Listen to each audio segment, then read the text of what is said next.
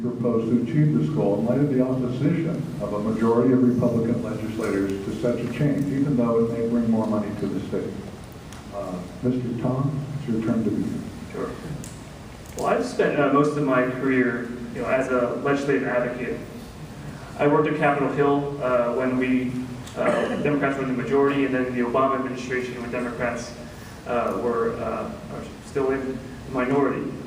And what I know is that we have to make sure we keep the public pressure and use legislative mechanisms to make sure that legislators are accountable for their votes on Medicaid expansion.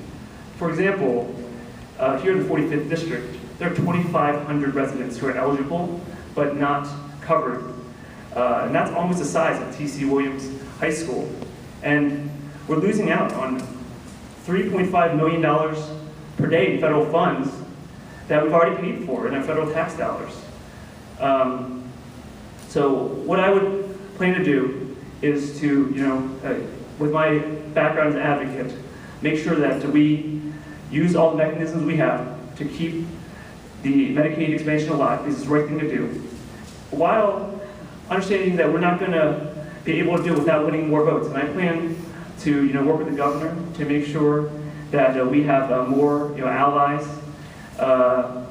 in the legislature to make sure we can get Medicaid expansion through. Mr. Parker.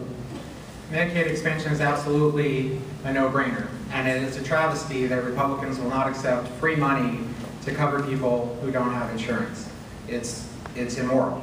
But it is the reality of the Republican majority in the House of Delegates right now, and so I think we do have to keep Medicaid expansion at the forefront of the conversation, and we have to keep public pressure on. But we also can't expect that we can make a change of this magnitude without gaining more seats in the House of Delegates. And so I think it's incumbent upon the delegate from this safe district in the 45th to spend a great deal of time trying to help elect Democrats elsewhere in the state. This is something that I've been doing for almost 20 years as a leader in the Democratic Party, from precinct captain all the way to state party vice chair. And it is a very important obligation that this delegate has, because we can speak out across the state championing our progressive values without political repercussions.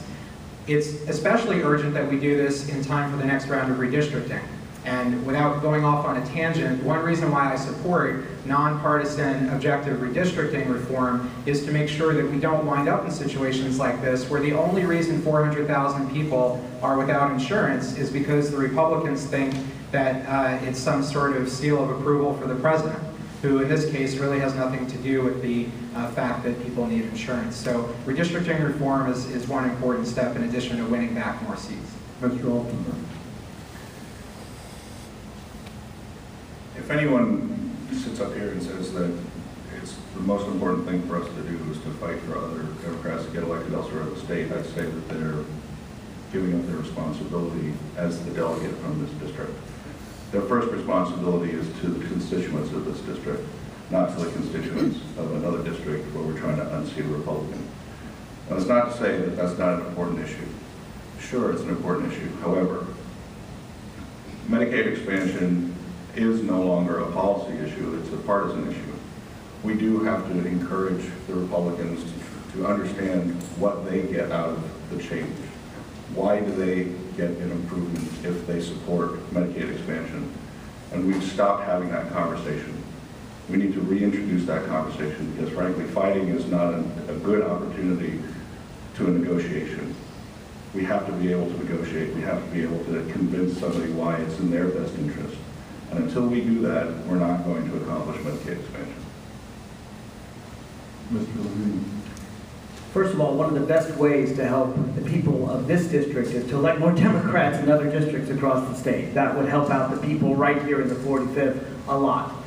32 is, I think, inexcusable that we have less than a third of the seats in there. So that's vital. The question is, how do you make the argument? It's one of those things that I learned working for Councilman Barney Frank as his legislative counsel. The first thing you do is you approach Republicans privately quietly. You go, and listen, I plan to, if I win the nomination, I plan to go down to Roanoke. I plan to go down to Danville. I plan to break bread with Republicans. It's important to build those personal relationships. I've seen how important that is. And simply ask them, why do you refuse $1.8 billion? You're supposed to be a fiscal conservative. Why do you hate free money? And find out their answers. See what they say. Oh, I'm afraid I'll be primaried. Okay. What is their answer? There is no logical reason to oppose Medicare expansion. There is none. And once they either say their lack of a reason, or, you know, obviously if they're willing to help, that's great. I already told you, put a Republican in front and you support them, that's a great way to get things done. You know, I'm willing to call them out. I have a progressive radio show in 43 markets across the nation. I've been on Bill O'Reilly's show half a dozen times. I am not afraid to call out Republicans. This is an easy one, because fiscal conservatives have no reason to oppose Medicare expansion. Let's take this fight, and if we have to win some elections to do it, let's win those elections.